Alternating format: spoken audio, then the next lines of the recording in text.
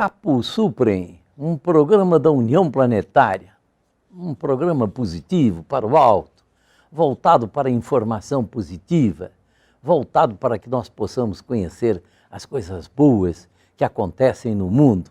E hoje contamos aqui com Mauro Almeida Noleto, que é secretário de Estado aqui no Distrito Federal e é secretário de Estado da Transparência e do Controle. E é com ele que nós vamos conversar em Papo Suprem. Mauro, que alegria grande de recebê-lo aqui no nosso programa. É um enorme prazer, muita honra poder bater esse papo com o senhor e poder discutir questões de relevância para a cidade, para o Distrito Federal, principalmente discutir esses valores elevados a que o senhor se referiu e que também faz parte da nossa missão proteger e estimular aqui no Distrito Federal. Mauro, você é secretário que envolve a Secretaria de Transparência e de Controle. Sim.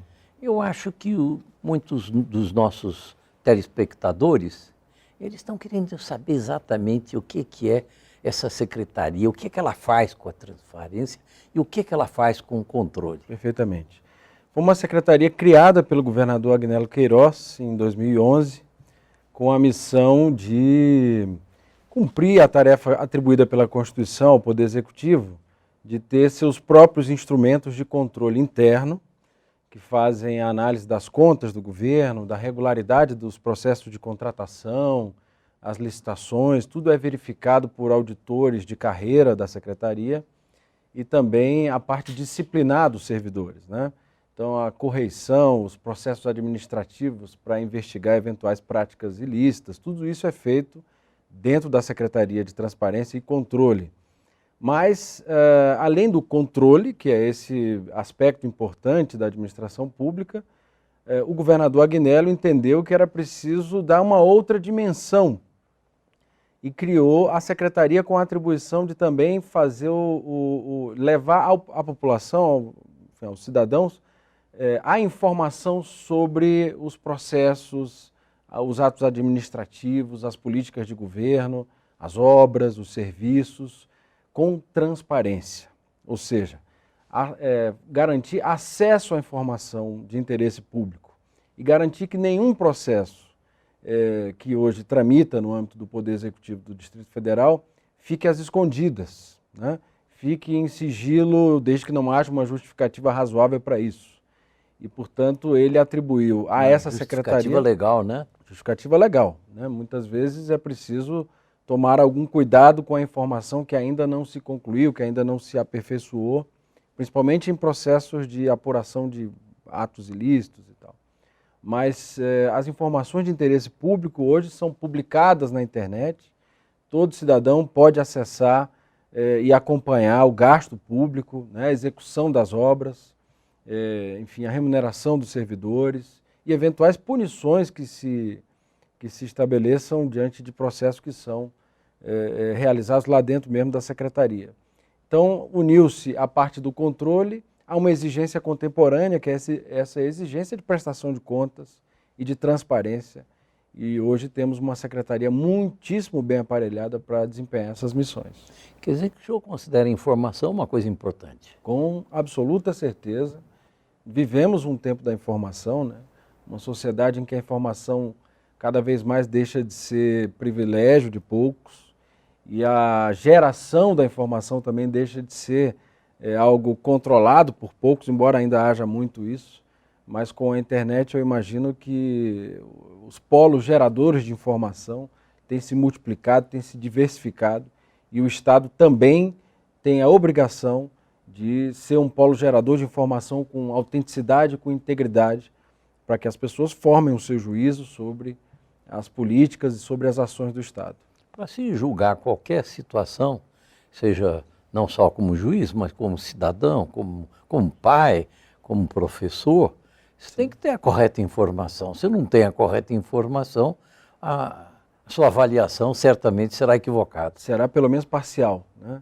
E isso eu creio que é um dos problemas que a gente enfrenta hoje, é a qualidade da informação. Há muita informação disponível, principalmente nos veículos tradicionais de comunicação de massa, revistas, jornais, televisões, rádios e tal.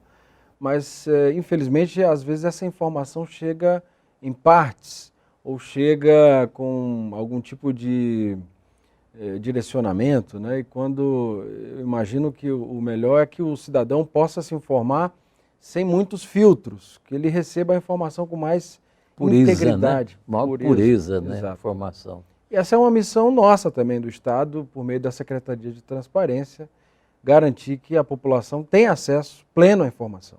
E à informação plena, né? Às vezes me dá a impressão que o Estado, e falando de forma geral, seja o Estado aqui no Distrito Federal, seja em São Paulo, no Rio, o país inteiro, ele, na questão da informação, ele fica muito na defesa e não em se antecipar a dar as corretas informações.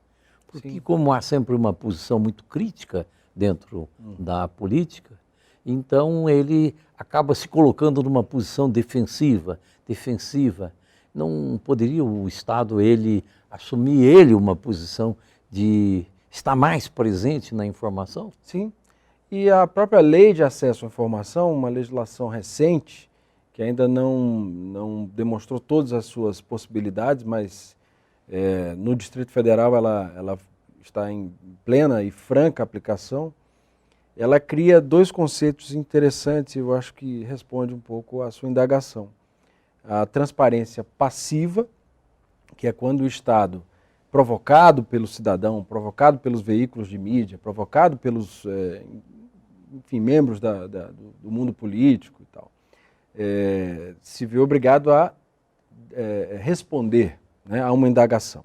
Então ele fica necessariamente numa situação de defensiva, né? Mas há também a transparência ativa, que é um conceito importante da lei de acesso e que obriga o Estado a criar mecanismos de prestação de contas e de geração dessas informações, ainda que não seja provocado. E, eventualmente, até prejudicando eventuais curiosidades ou interesses, né, em obter informação, porque aquilo já está disponível. E aqui no DF nós temos o Portal da Transparência na Copa, e estamos em vias de criar outros mecanismos de transparência ativa para que o cidadão, ele próprio, possa acessar a informação sem necessariamente ter que indagar. A informação já estará disponível, né? Ou algumas já estão disponíveis. E a gente quer ampliar esse leque de ferramentas, né, e mecanismos de realização da transparência ativa, que previne muitos problemas e eu acho que dá uma satisfação e trata o cidadão com a dignidade que ele merece, com o respeito que ele também merece em relação aos assuntos públicos. Eu, por exemplo, como um exemplo, eu vi algumas pessoas me perguntaram sobre a estrada que vai para Braslândia. Ela vai ser duplicada, porque Braslândia foi escolhida para ser uma cidade modelo, né? Uhum. Ela vai ser duplicada, vão fazer alguma coisa. É um exemplo, né? Seria interessante que o Estado se antecipasse para dar essa informação. Sim, a gente tem contato permanente com os demais órgãos do governo para recolher as informações relevantes e poder fazer exatamente isso, antecipar para o cidadão essa informação. Sobre esse caso específico, eu não poderia lhe adiantar, porque não tenho essa informação especificamente. Mas é constante o nosso trabalho de contato com as entidades, com as empresas, com as autarquias e com as secretarias de governo para poder fazer esse trabalho de divulgação. Claro que o governo também tem seus mecanismos, digamos, mais tradicionais de divulgação, que é a Secretaria de Comunicação e Publicidade Institucional, quem cuida, né, que faz a comunicação do governo. Mas na Secretaria de Transparência o nosso foco não é especificamente uma publicidade institucional. Nós prestamos contas, né, e geramos a informação sobre os assuntos de interesse. Então, o governo tem ações em todos os campos e todas as circunstâncias da vida cotidiana dos cidadãos da cidade, né? Saúde, educação, mobilidade urbana, obras, né? Segurança pública.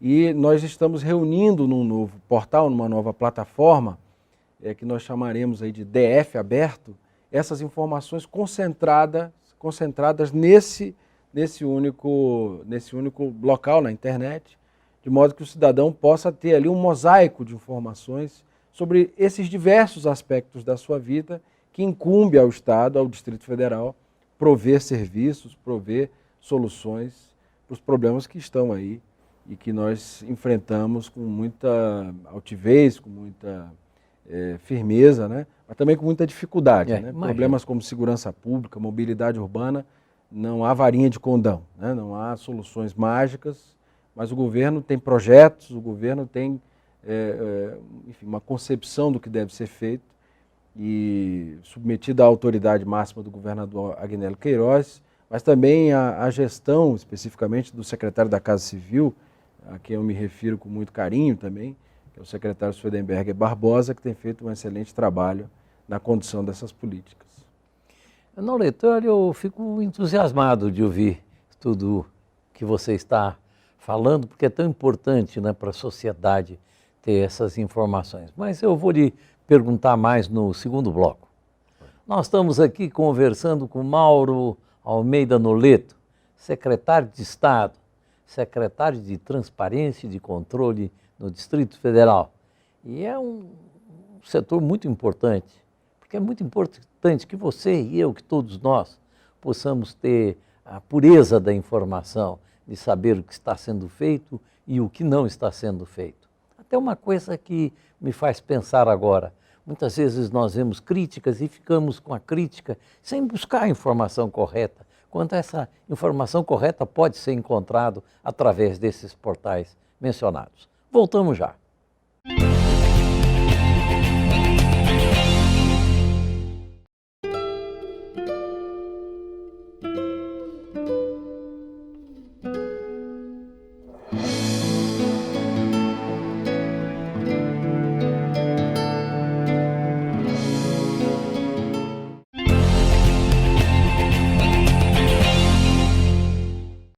Mauro Almeida Noleto, secretário de Estado de Transparência e de Controle no Distrito Federal.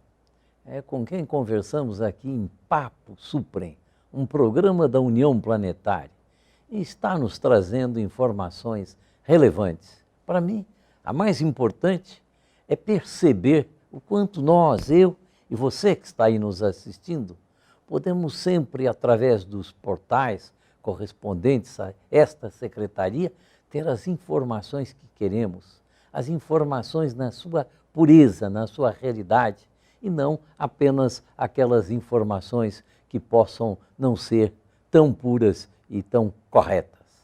Mauro, que alegria estar aqui com você, que alegria. É um prazer. Faça aqui sua casa. Muito obrigado. Nós aqui temos uma postura de trabalhar pelas coisas boas, pelas coisas belas, pelo bem, pela honradez, pela ética. Claro que como seres humanos imperfeitos, né? Ninguém aqui é perfeito, mas apreciamos muito um trabalho como esse que você está fazendo. Muito obrigado. A sua secretaria tem um conselho, algo parecido? Sim, a Secretaria de Transparência, ela também atua diretamente com a sociedade civil por meio do Conselho de Transparência e Controle Social do Distrito Federal, também criado na gestão do governador Agnello, como algo que garante uma permeabilidade do Estado aos setores da sociedade civil, né? Essa tendência para a democracia participativa, que é algo que já a própria Constituição de 88 trouxe e que os governos têm estimulado, né? E eu acho que é uma iniciativa muitíssimo meritória e, ao mesmo tempo, compartilha com a sociedade responsabilidades, né? Claro que a responsabilidade máxima e primária por realizar os benefícios, né, que a sociedade requer, tem direito, os cidadãos merecem, né, é do Estado, né, prover saúde, prover educação, prover segurança e tal. Mas o Estado também compartilha isso com a sociedade por meio desses órgãos de deliberação coletiva, né? São diversos órgãos de deliberação coletiva que hoje funcionam plenamente no Distrito Federal, é mais de uma centena. E no setor da transparência, do acesso à informação, o Distrito Federal tem em pleno funcionamento o seu Conselho de Transparência e Controle Social, do qual o presidente é o secretário de Transparência, né? mas a composição é paritária, há membros do governo e há membros escolhidos por setores da sociedade civil, entidades representativas da sociedade civil. E me dá muito prazer e muita satisfação poder compartilhar com esses setores representados, né, as nossas iniciativas e, eventualmente, atender às demandas que esses setores representados no Conselho propõem ao governo por meio da Secretaria de Transparência. E eu creio que a sociedade tem que se orgulhar em relação a essa postura correta do governo de se abrir à sociedade e compartilhar com ela suas responsabilidades e suas tarefas fundamentais. Quando alguém da sociedade queira ter informações sobre isto, sobre aquilo, um canal é exatamente o portal, mas Sim. também imagino que deva ter um canal direto, talvez Sim. através do Conselho ou talvez através de setores específicos da sua secretaria. Há na Secretaria a Ouvidoria Geral do Distrito Federal. Ela tanto pode receber pedidos de informação, denúncias, críticas, elogios, sugestões diretamente lá na própria Secretaria, que funciona no 13º andar do anexo do Palácio do Buriti, ou por meio do telefone. Há uma central telefônica, que o número é 162. O cidadão que queira fazer a sua reclamação, o seu pedido de informação, pode fazer via ouvidoria nesse canal. Ele também pode, acessando a internet, entrar no sistema de Serviço de Informação ao Cidadão Eletrônico, que a gente chama de ESIC, preenche um formulário simples e remete o seu pedido, que fica registrado na nossa base de dados, e pela Lei de Acesso à Informação nós somos obrigados a dar informação. Se aquela informação que o cidadão requer não foi classificada como confidencial ou sigilosa, a Lei de Acesso à Informação, no DF, a Lei 4.990, de 2012, ela obriga o Estado a prestar informação num prazo razoável. Isso é um dado muito importante. Olha, prestem atenção no que o nosso secretário de Estado está falando. Você pode ter a informação que precisa e ele é obrigado a dar a informação. Exatamente. Ele pode pedir isso diretamente ao órgão, ele pode se dirigir a uma secretaria, por ofício, por carta, por e-mail. Ele precisa dizer que está pedindo uma informação, não precisa motivar o pedido. Olha que avanço importante. Outro dado importante. É claro, ele precisa se identificar, né? Mas não precisa motivar o pedido. Eu quero a informação para isso ou para aquilo. A informação é pública, né? Se não for classificada, ela é pública e precisa ser franqueada. Se o órgão se negar, veja, o órgão lá na ponta, na execução, ele pode dirigir um recurso à autoridade máxima do órgão, no caso o secretário de Estado, por exemplo. Se o secretário se negar, ele pode recorrer à Secretaria de Transparência, que também tem prazo para responder, ou para motivar a negativa, porque eventualmente é um processo que requer algum cuidado, tem algum tipo de sigilo decretado, e aí vai haver uma motivação para, naquele momento, enquanto durar aquele sigilo, o cidadão não terá acesso, mas ele precisa ter uma satisfação, uma resposta motivada, fundamentada, né? Caso a Secretaria entenda que a negativa do acesso à informação não tem fundamento, nós recomendamos àquela unidade que preste a informação e fazemos as gestões para que a informação seja dada, seja prestada. É muito importante isso, porque muitos processos existem e que depois se chega à conclusão que a denúncia não era correta. Sim. Mas conforme se dá a divulgação disso, causa um prejuízo àquele que sofreu uma denúncia que não era válida, que irreparável, né? Irreparável. E a lei é prudente. A Lei de Acesso à Informação, ela também tem um capítulo inteiro sobre segurança e sobre sigilo da informação. É uma lei de acesso à informação, é uma lei de transparência, portanto, mas ela sabe, o legislador foi prudente, enfim, teve a consciência necessária para destacar esse tipo de situação. Há um rol de motivações para a decretação de sigilo. Entre elas, a proteção da intimidade, da honra, né, da imagem.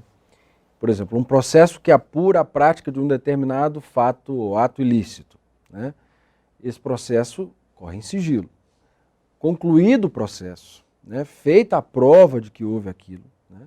Esse processo segue para as instâncias de julgamento e depois disso não há mais por que dar sigilo. Claro que a gente ainda protege alguns elementos da intimidade das pessoas, mas é preciso que a sociedade saiba que determinado fato ilícito, ato ilícito foi praticado e que aquela pessoa que o praticou foi, enfim, julgada e que esse julgamento lhe imputou a autoria daquele fato e uma condenação, algum tipo de punição. Pena que a gente não tem um sistema similar, digamos assim, com a mídia, né? O estádio é acusado de uma coisa, ou uma pessoa é acusada, e até que ela possa provar que aquilo não era verdadeiro, ele tem a sua imagem totalmente desgastada. Isso né? é muito, muito lamentável. Né? E eu que sou da área do direito constitucional, né? Tenho muito apreço pelos direitos fundamentais e sei que eles têm rotas de colisão. Então, muitas vezes, o direito à liberdade de informar colide com a intimidade, com a honra, com, enfim, a vida, né, das pessoas, e são ambos direitos fundamentais que têm que conviver. Muitas vezes isso, a teoria do direito fundamental exige, pede que os aplicadores do direito façam seus juízos de ponderação, né, de compatibilidade entre essas garantias, de modo que a restrição a um direito não significa a sua extinção ou a sua anulação. Então é possível, é desejável, é ótimo que haja liberdade de informação, mas essa liberdade não pode suplantar outros direitos, a ponto de extingui-los. Né? A liberdade, se não for ética, ela não é liberdade. Ela é um abuso. É um abuso. A partir do momento que feriu a ética, ela é um abuso. Em termos assim, de políticas públicas, né, de atos administrativos, isso também ocorre. Eu me recordo, recentemente, a gente, lá no governo, se viu diante de notícias que veiculavam que o governo estava para realizar uma licitação para a compra de garrafas térmicas, no valor de R$1.400.000.